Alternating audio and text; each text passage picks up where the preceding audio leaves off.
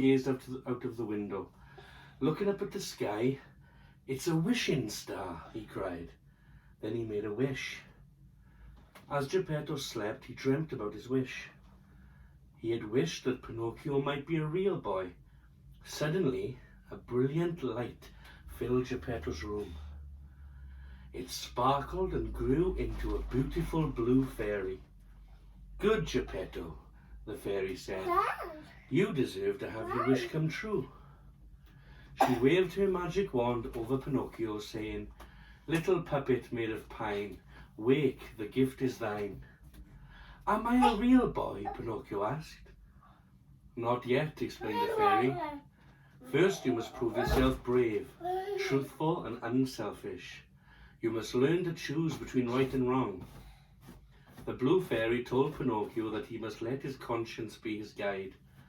And with a little coaxing from the blue fairy, Jiminy Cricket agreed to be his conscience. And then she was gone. Geppetto, hearing strange noises, jumped out of bed. When he got to his workshop, he saw his little puppet dancing and singing. Overjoyed, Geppetto lifted Pinocchio into the air and hugged him close. The next morning, Geppetto walked Pinocchio outside and pointed to all the children passing by. "They are going to school," he explained.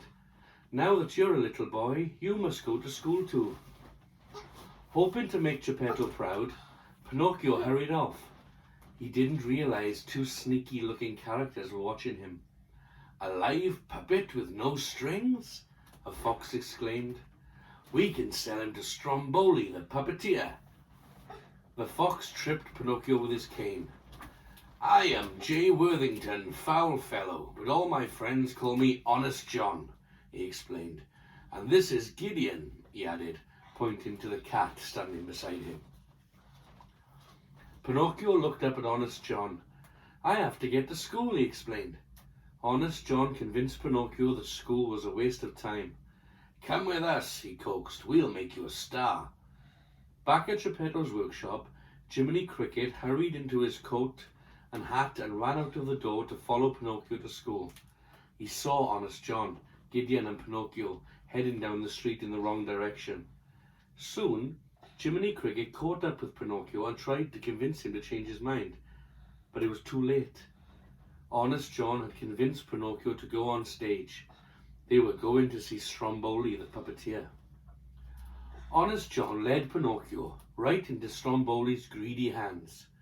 That night, Pinocchio made his stage debut with Jiminy Cricket in the audience. Everyone was amazed to see a singing, dancing puppet with no strings. When the show was over, the crowd applauded and threw coins at Pinocchio's feet. Pinocchio loved all the attention, and Stromboli loved all the money the little puppet had made him. Later that night, Pinocchio couldn't wait to get home and tell Geppetto all about his new career. When Stromboli heard Pinocchio talking about going home, he threw him in a cage and locked the door. As Pinocchio cried and called out for Jiminy the Cricket, he sneaked into Stromboli's wagon. Jiminy couldn't believe his eyes when he saw Pinocchio locked in a cage.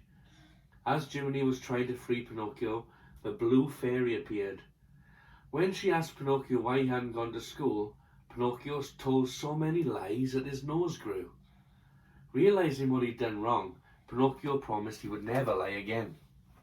The blue fairy agreed to give him another chance and set him free before disappearing once more. Jiminy and Pinocchio jumped down from the cage and ran home as fast as they could, knowing how worried Geppetto would be. He had been out all night looking for Pinocchio. In a nearby tavern, Honest John and Gideon were meeting with a dastardly coachman who had an evil scheme to lure boys to Pleasure Island. The coachman promised Honest John and Gideon lots of money if they would help him find some boys. Soon, Honest John and Gideon were back on the streets where they spotted Pinocchio.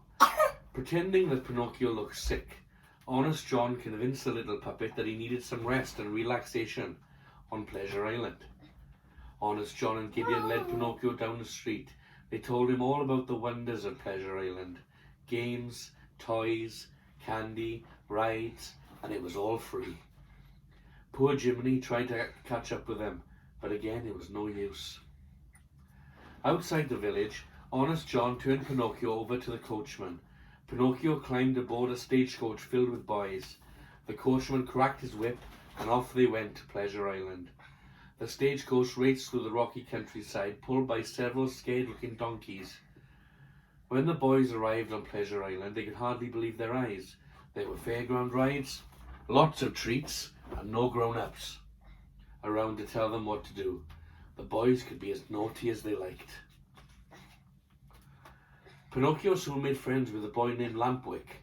If my mother could see me now, she'd have a fit, he explained to Pinocchio, who was about to sample some sugary treats. While Pinocchio was busy getting up to mischief with Lampwick, Jiminy Cricket thought it would be a good idea to explore the island. He came upon the coachman giving orders to his men. Shut the doors and lock them tight. Jiminy knew he had to find Pinocchio right away. He saw a light in the pool hall. There he found Pinocchio and Lampwick playing pool. You're coming home with me right now, Jiminy Cricket cried. Lampwick laughed. You're taking orders from a grasshopper? Poor Pinocchio was caught between his new friend and his conscience.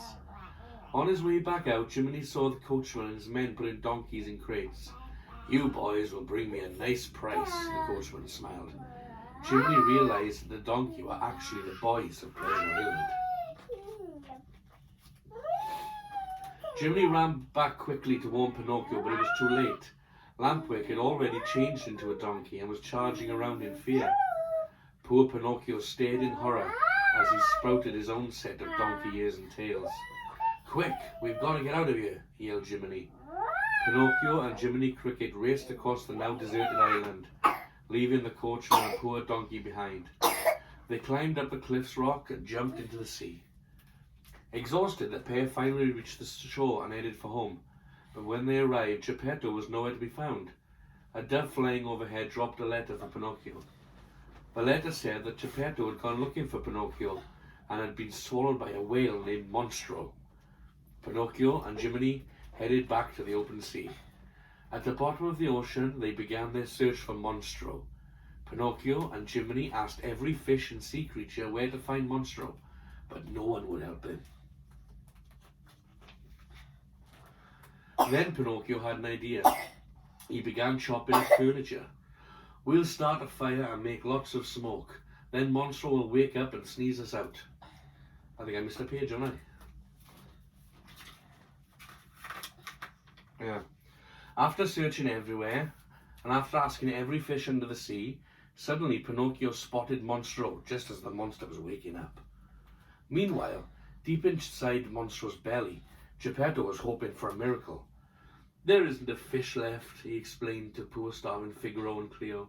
If the monster doesn't wake up soon, I'm afraid we're done for. Suddenly Monstro started to swim. He was ready for lunch. He opened his gigantic jaws and sucked in an entire school of fish, and Pinocchio along with them. Pinocchio and the fish swam down the whale's throat into his giant belly. When he got there, Pinocchio found himself in the arms of a very happy Geppetto. We must get out of here, Pinocchio said. But how? Then Pinocchio had an idea. He began chopping up furniture. We'll start a fire and make lots of smoke, Pinocchio said. Then Monstro will wake up and sneeze us out. Achoo! Monstro soon felt the fire in his belly. Inside, everyone quickly jumped onto a raft that Geppetto had built and paddled towards the whale's throat. When Monstro let out an enormous sneeze, he blew the raft out to sea. Monstro was furious seeing the raft bobbing up and ahead. He chased Pinocchio and Geppetto, who were holding on to the raft for dear life. Monstro reached the raft and smashed it into pieces with his tail. Pinocchio, holding on to Geppetto, swam with all his might. Bravely, he managed to lead Monstro into a collision with the rocks. Pinocchio had made sure that Geppetto got safely to shore. Geppetto came to and saw Cleo in her bowl and Figaro lying safely on the shore beside him. But when Geppetto looked around for his little son, he found him lying face down in the water. Geppetto gently picked up Pinocchio and carried him home. Once inside, Geppetto laid Pinocchio on his bed and knelt beside him, wishing with all his heart for Pinocchio to wake up. Suddenly, the blue fairy appeared. She waved her hand over Pinocchio and said, "You have proven yourself to be truthful, brave, and unselfish. You will now become a real boy." The lifeless wooden boy was suddenly transformed into a real live boy. Geppetto was so happy that his wish had finally come true. He wound his music boxes and they all began to dance. What a celebration they had! The woodcarver, his son, the cat, the goldfish, and a wise cricket named Jiminy. The end. Good catch, Jen. Good catch. Come on. Good catch. Good night, gorgeous. See you in the morning, okay? Love you.